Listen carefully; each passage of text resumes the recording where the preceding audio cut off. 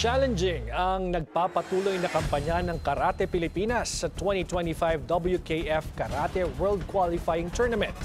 Bigumang makaabante ang ilan, pero pasok naman sa World Championships ang isa sa ating pambato. Ang detalye sa exclusive Agenda Weekend Report ng ating Europe correspondent Dick Villanueva.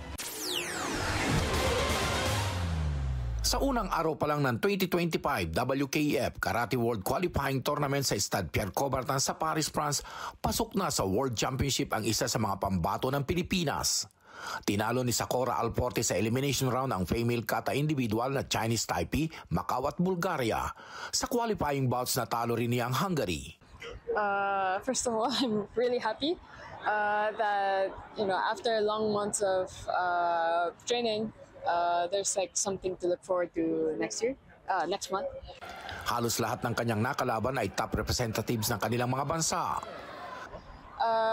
Yes, it's challenging because I'm against the national representatives, the number one of their own countries, and they've also had their own preparations coming to this competition. So, well, I'm the same, but we all fought our best here. Samantala, hindi naman pinalad ang iba pang miyembro ng Pilipinas sa iba't ibang kategorya. Talo si Alwin Batikan sa 75 kilograms committee laban sa Poland. Ganon din si Jeremy Lawrence Nopre na natalo rin sa Poland na gahiblang puntos na 0.1.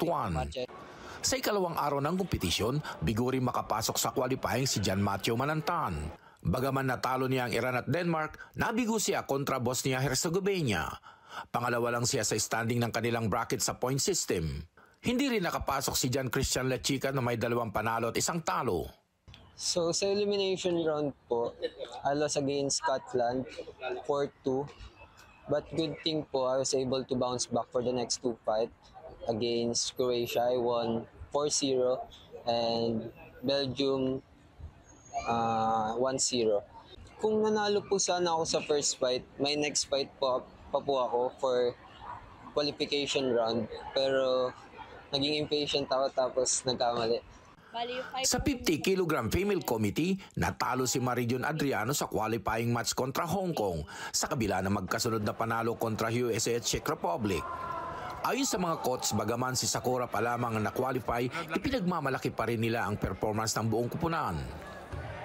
Well, we're very happy na nag-qualify siya, di ba? At saya natin lahat. It's an honor for her to be representing the country sa World Championships. Ganun ka tindi ang ng dito, parang butas ng karayo mong pagsali sa World Championships, talagang salang-sala. So, ngayon, agatas nito, magte-training siya. I think she's going back to Japan to train. And then, diretso na siyang pupunta siya ng Cairo, Egypt for the World Championships. Pagbalik namin sa Pilipinas lahat, si Sakura is continue siya for the World Championship. And then the rest is continue pa rin for the SEA Games this coming December. Sa huling araw ng tournament, si Mian Montalvo na lamang ang susubok na makapasok sa qualifying. Gaganapin ito alas 8 ng umaga sa Paris. Hangaring madagdagan pa ang mga magre-representa sa Pilipinas sa 2025 WKF Karate World Championship sa Cairo, Egypt. Lumaban at nakipagtagisan ng lakas. May nanalo at may natalo. Subalit baon pa rin ng mga atletang Pilipino ang katagang Karate Pilipinas! Puso!